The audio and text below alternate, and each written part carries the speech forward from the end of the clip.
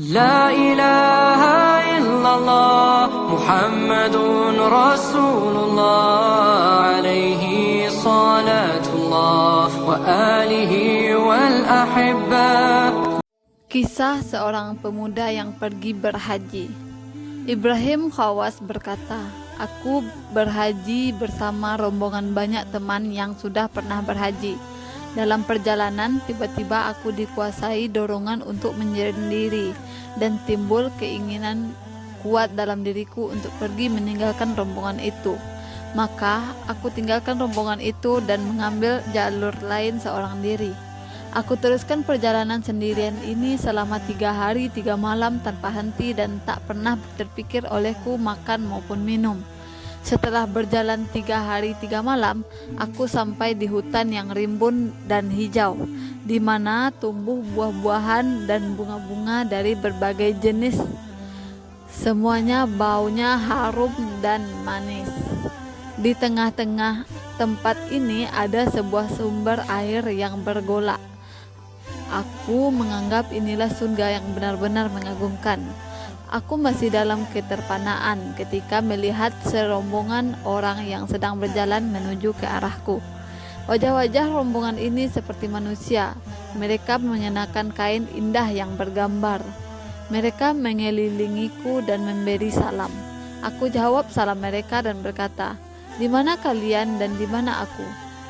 Tiba-tiba aku merasa bahwa mereka adalah jin. Salah seorang dari mereka berkata, "Memang ada perselisihan pendapat di antara kalian manusia tentang kami. Pada malam pengambilan sumpah setia kepada Allah, kami mendengar kitab suci Al-Quran yang telah membebaskan kami dari semua kecemasan dunia. Lalu Tuhan menganugerahkan tempat ini untuk kami." Aku bertanya, "Seberapa jauh tempat di mana aku meninggalkan teman-temanku?" Mendengar pertanyaanku, salah seorang dari mereka tersenyum dan berkata, "Wahai Abdul Ishaq, misteri adalah cara-cara Allah.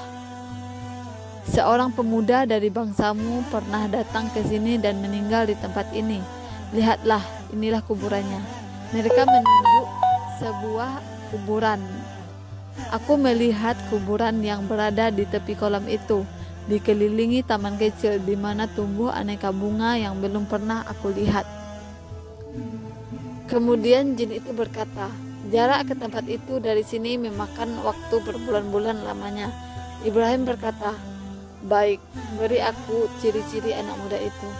Salah seorang dari mereka lalu menceritakan kepadaku tentang anak muda itu. Kami sedang duduk-duduk di sisi sumber air itu sementara membincangkan tentang kuatnya cinta Allah. Tidak lama kemudian datanglah anak muda itu dengan memberi salam kepada kami.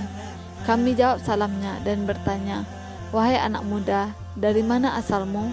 Dia menjawab, "Nisapur." Kami bertanya lagi, "Sudah berapa lama kamu meninggalkan kota itu?"